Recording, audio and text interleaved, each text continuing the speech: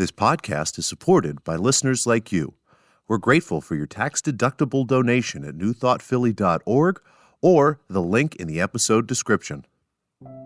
A practical prayer is a prayer that works. These discussions between Reverend Bill Marcioni and Carol Lawrence dive into the details of how it works and how to work it. Reverend Bill is a New Thought minister and the author of Practical Prayer for Real Results. Your new life begins with a new thought. Carol Lawrence is on a spiritual quest, finding the New Thought teaching after decades on the pulpit in 3 different traditional denominations. I've got some questions. Together, they're exploring the philosophy and activities that come together from many of the world's religions to create the practical spirituality that is New Thought.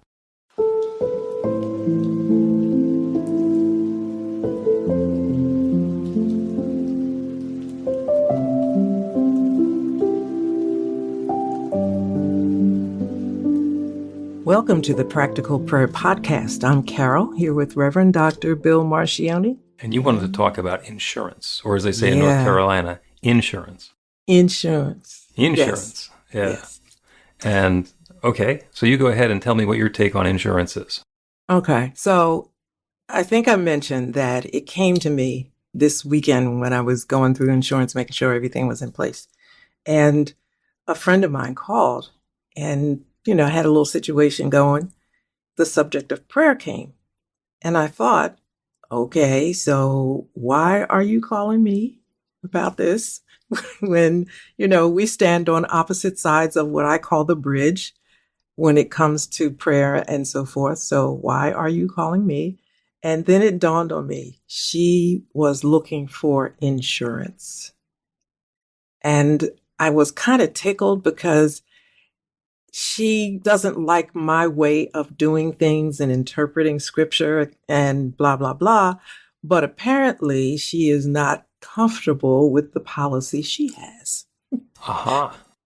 So in that situation, she called. I said, you're looking at another policy. You're looking for another company. Gotcha. You're not going to make a commitment, but you're shopping. She was doing the prayer for herself, but she wasn't convinced that her way was actually going to do it.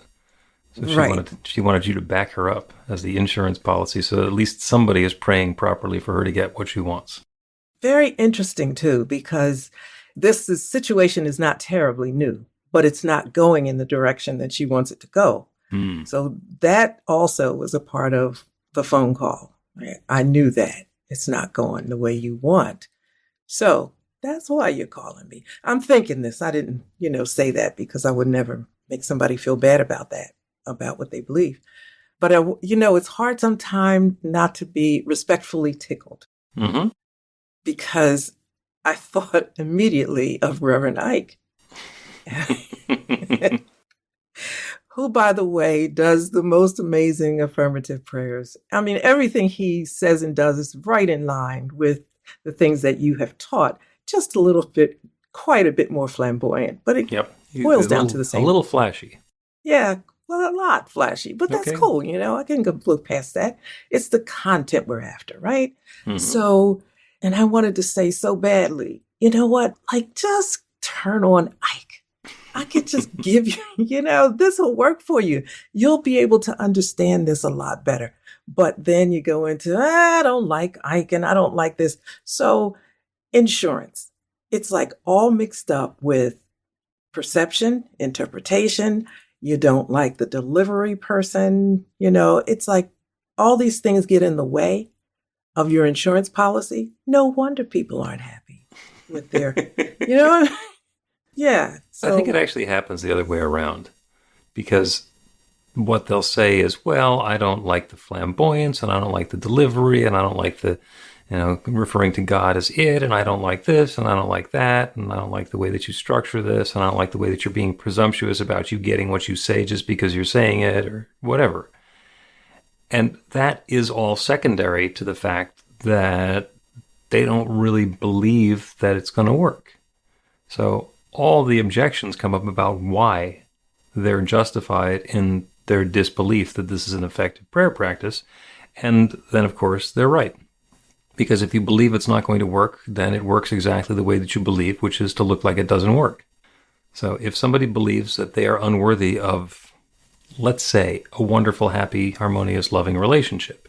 If they believe deep down within that they don't deserve that wonderful relationship, then it doesn't matter what prayer they do, what activity they're involved in, any of the rest of it.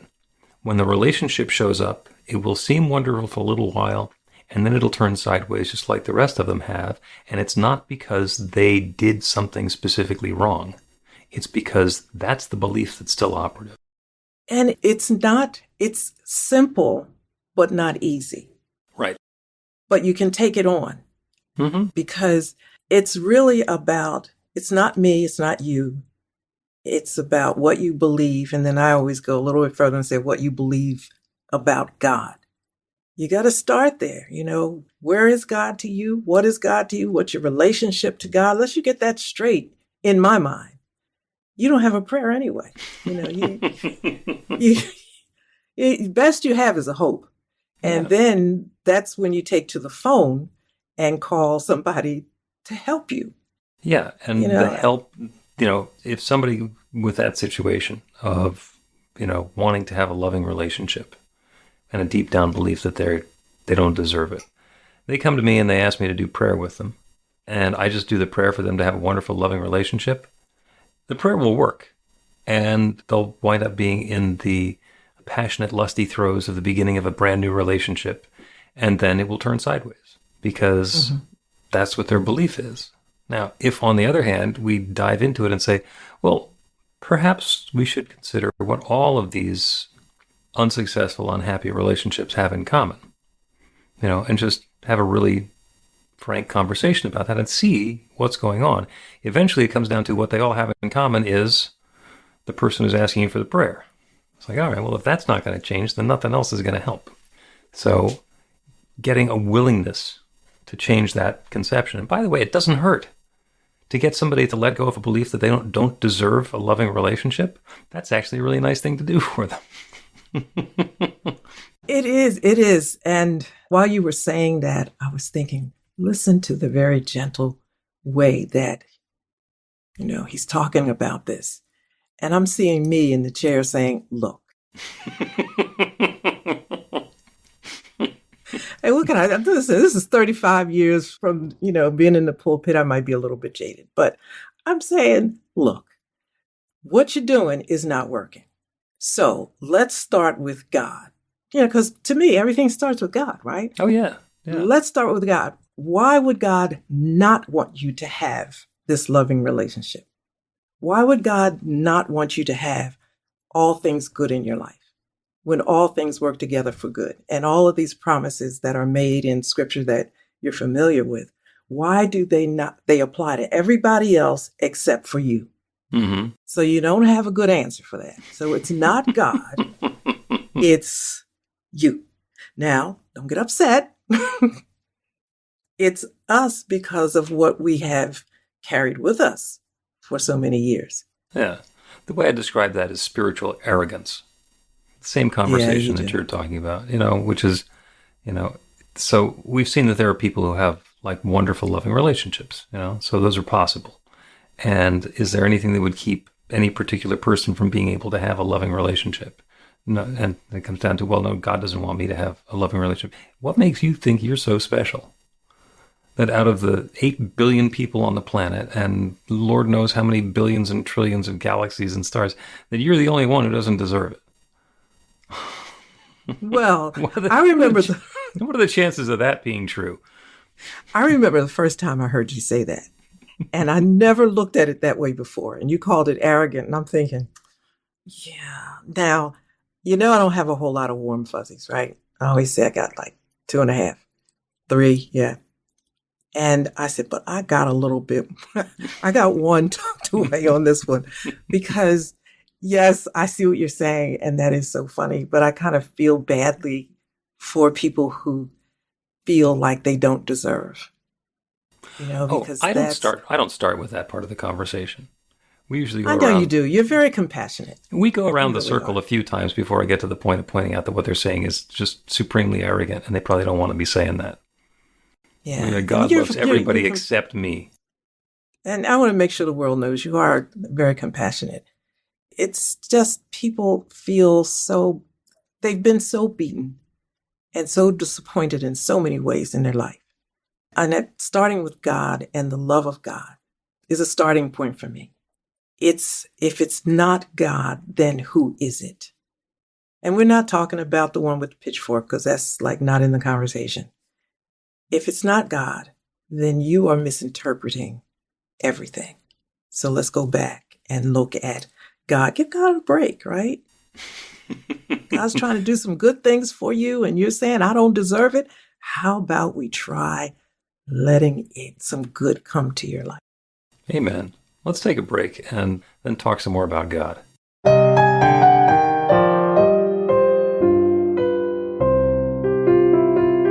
It's Reverend Bill letting you know that the Practical Prayer for Real Results class is now available on demand. That's right, you can take it at your own pace, anytime you want.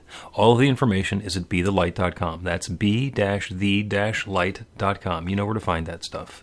The class is 5 lessons, broken down into 18 modules, and you can take them at whatever pace is comfortable for you. As you work through the process, it starts out with the theory, goes into the practice, there are experiential activities and exercises, and at the end of the program, you will wind up with an understanding of how practical prayer works, and a practical prayer for yourself that will work to create transformation in your life. And as you know, it works for everything. Take a look at the class online at bethelight.com. There's a sample lesson so you can see how the class is going to work for you and then dive in. The great news is it's on sale now. You can register and save $20 off of the regular price. I'm looking forward to seeing you in class.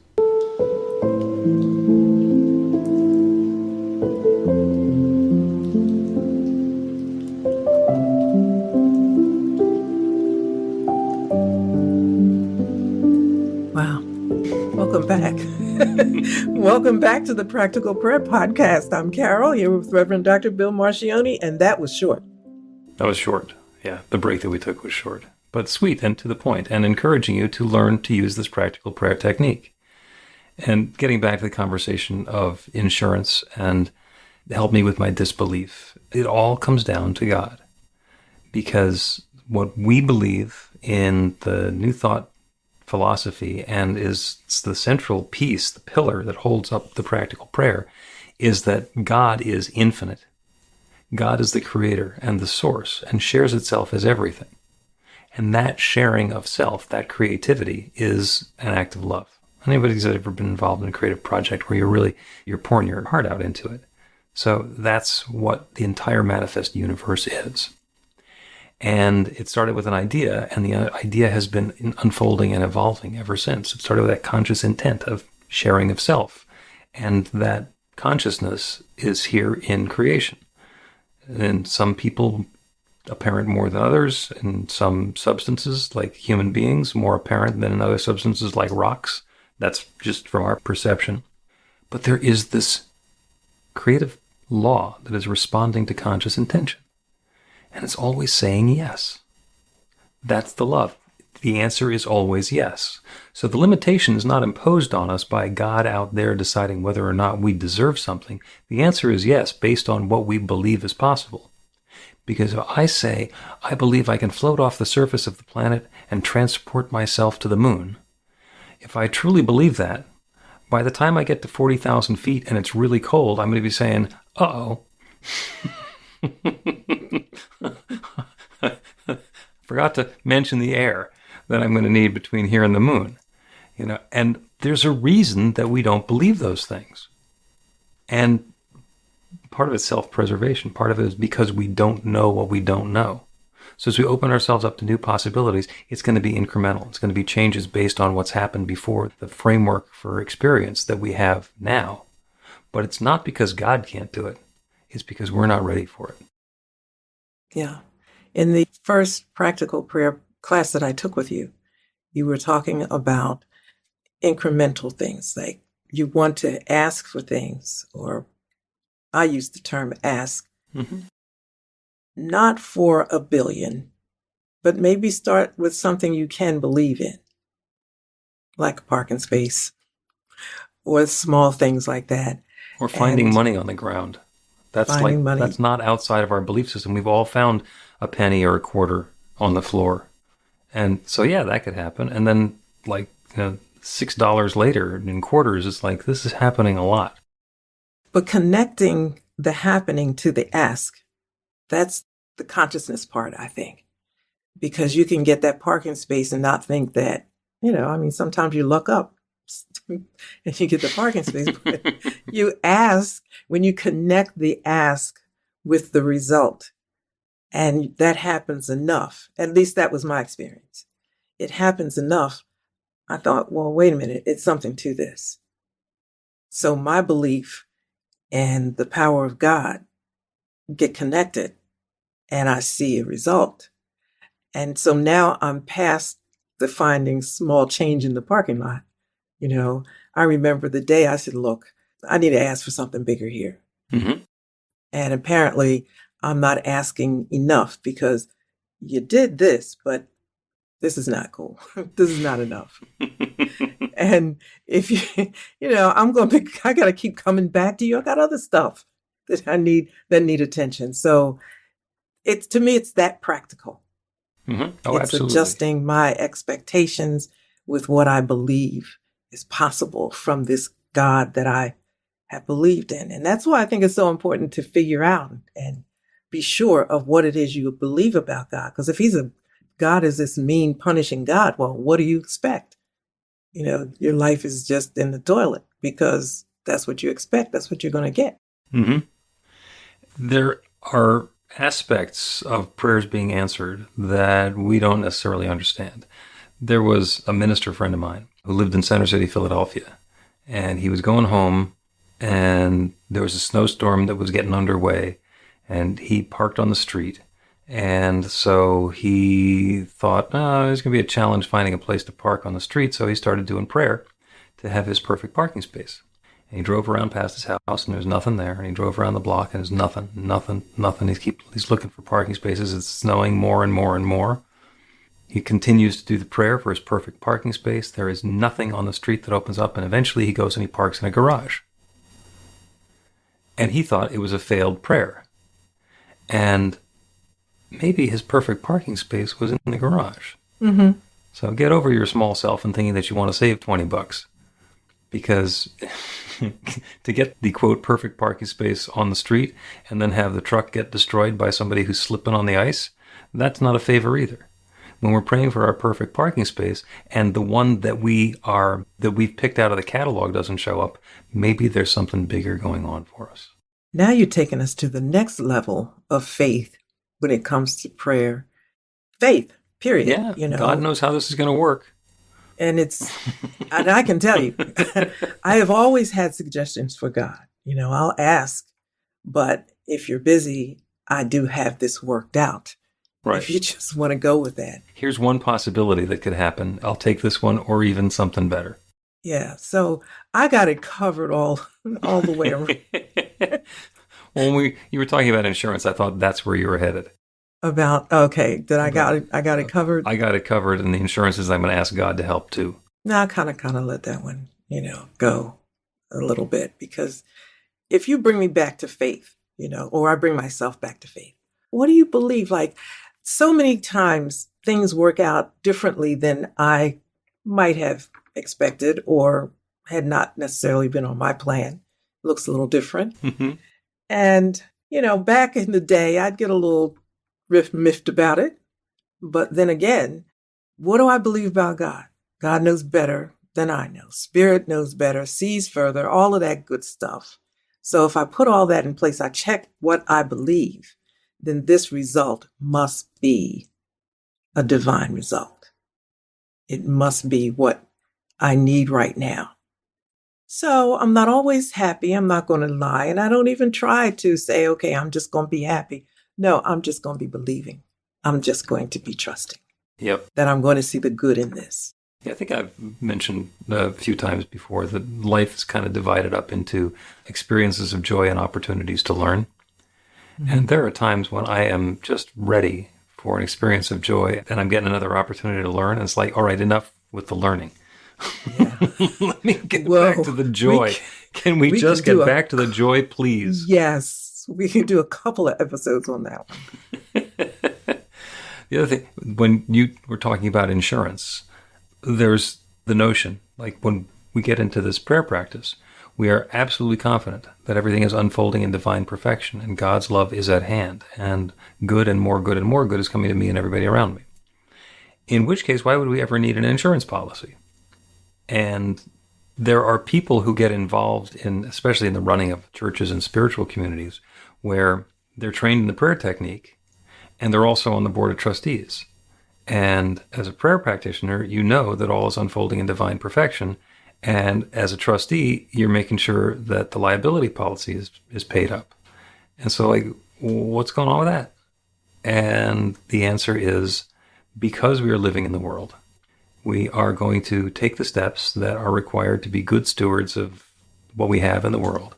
And the best practices say get insurance, have a, whatever it is, the liability policy and this thing covered and that thing covered in case somebody does something along the way. And the reason that that doesn't interfere with the philosophy or the teaching at all is because there might be a learning experience going on for somebody that will involve an insurance claim. Maybe there's somebody doing a woe is me, how could anything get any worse? And they'll slip and fall on the sidewalk in front of our place, and suddenly they've got an insurance claim, and they went from woe is me to, needing chiropractic care, and then suddenly there's money. And like, woe isn't you, but you had to take a stumble in order for something to happen.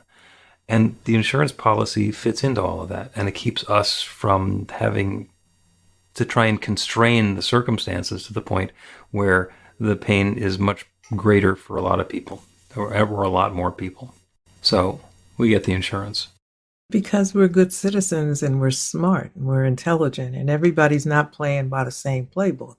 Right. So and you just want to be covered. And the insurance agent got to eat. So, okay, I mean, that's not why I buy insurance, but I'm not responsible for the big picture either.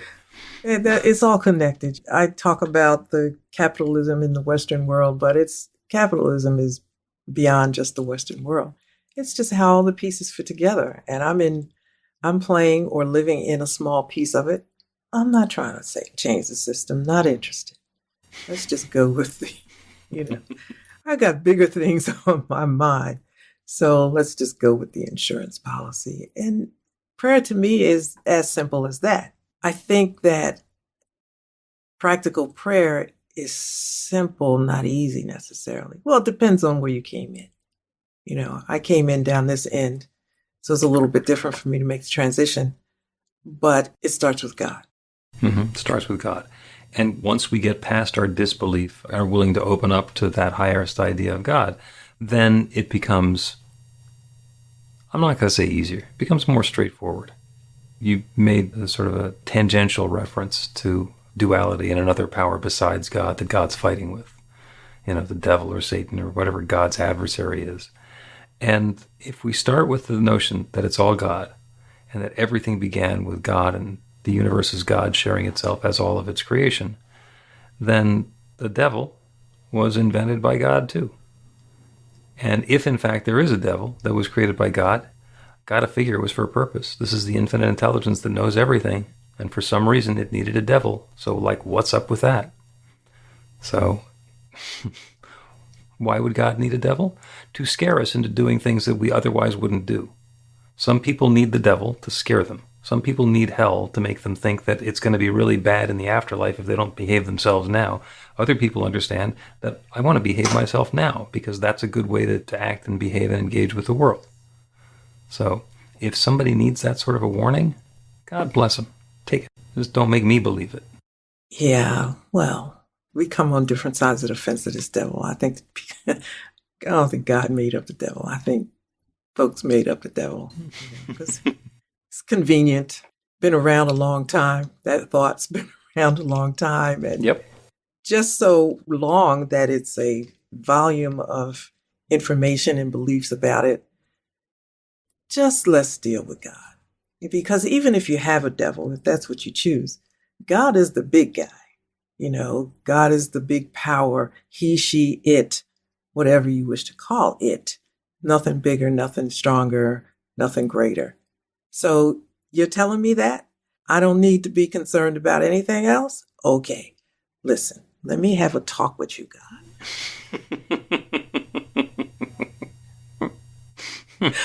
You know what? I hope listen, I got a new car a couple years back, and the front seat, passenger seat, was where God sits. When somebody is getting in, I'll say, God, look, just bump to the back seat. Just jump back there because this is not going to last. You can get your seat back. And I laugh about that, but that is always reminding me that, of the presence of God with me. And there's nothing bigger that can be God. So why even give anything else any consideration? You know what my dad used to say? Don't mess with the foot soldiers. Go to the general when you have a problem. Now that he wasn't talking about God. He was talking about some other things, but it fits. Oh yeah. So you got a devil? Fine. Foot soldier. Listen, God over here. This is the one. I got a problem. Let's discuss this. There you go. Let's take a break and then do a prayer to be even more fully aware of the presence of God. Get inspiration in an instant. God calls are the gentle and uplifting moment of truth to help you remember that the bright light of God's love is shining right now as you. It's your God Call with Reverend Bill. Start your 2-week free trial today, and you'll get a phone call 4 times a week from Reverend Bill with an uplifting half-minute message filled with insight, wisdom, story, and fun. Let your light shine. You can answer the call to listen to it live or let it go to voicemail so you can hear it later. After the free trial, your subscription is just $5.95 a month. The details are at godcall.org. God calls are disruptive, intentionally. Whenever you write something, put on a gold star. They take you away from your routine to remind you about the truth of who you really are. They come at random times between 8:15 a.m. and 6 p.m., so you won't be expecting them. And somehow, the message is exactly what you need to hear at the time. Magic is loose in the world. It's a moment of motivation in the middle of your day. Find out more and start your 2-week free trial now.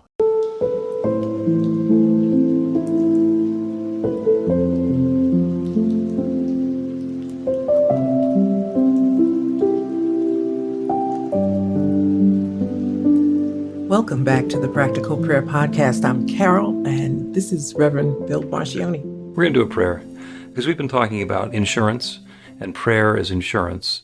And if we don't necessarily believe that our prayer is going to work, maybe we have a friend who can do a prayer for us, and they pray a different way, so maybe that's going to back us up and make sure that the message gets through to God. And what it comes right down to, what we've been agreeing on throughout the episode, is that first turn to God. Our awareness of the presence of the infinite, that divine power and presence, is the key to all of this. If it's all about our belief. If we don't have a firm belief that God is that one creative power, then everything else is going to go second to that because it gets layered on top of our lack of full, deep, and abiding belief. So for this prayer, we will turn our attention and our awareness to the divine, to God itself.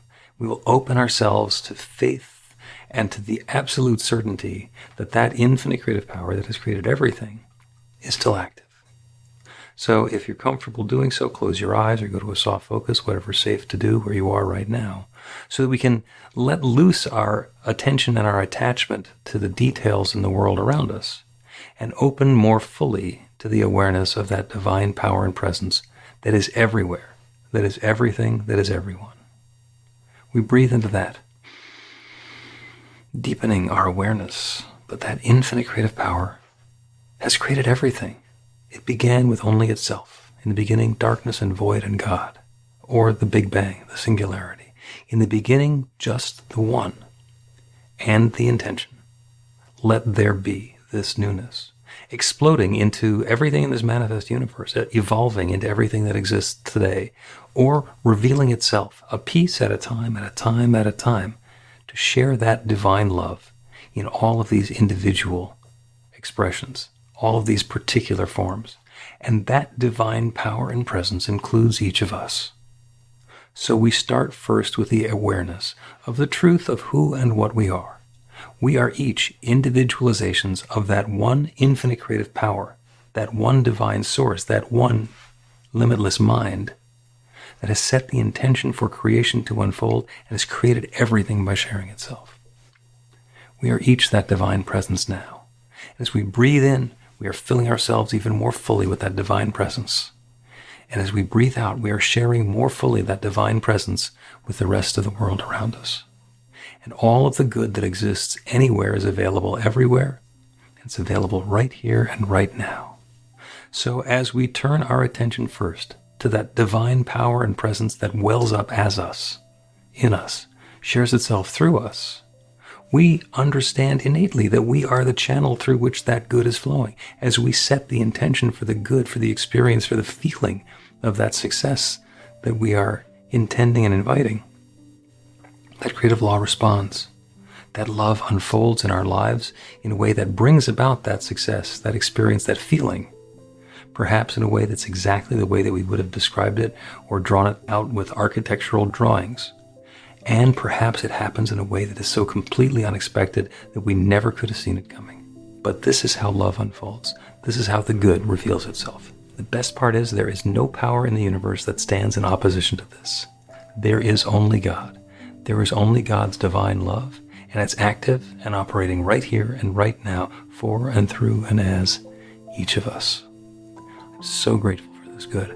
I'm grateful for the awareness of the process. I'm grateful to know, without any question or doubt or hesitation, that each one listening is an expression of that infinite power and presence, that divine mind, that limitless love, and setting the intention for good and more good to unfold. And it does. The answer is yes. The good is happening now. And so I speak this word of opening, and I release it into that creative law that creates everything. And I know with absolute certainty, it is now creating this. And so I let it be. And so it is.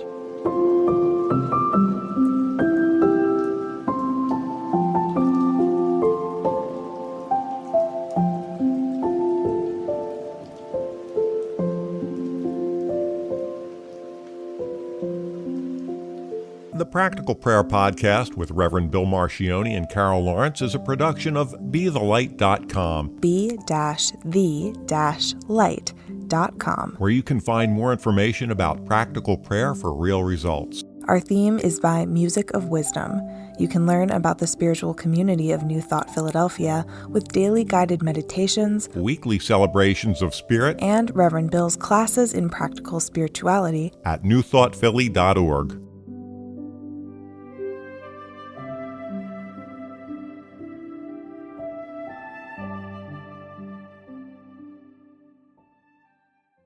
This podcast is supported by listeners like you. We're grateful for your tax-deductible donation at newthoughtphilly.org or the link in the episode description.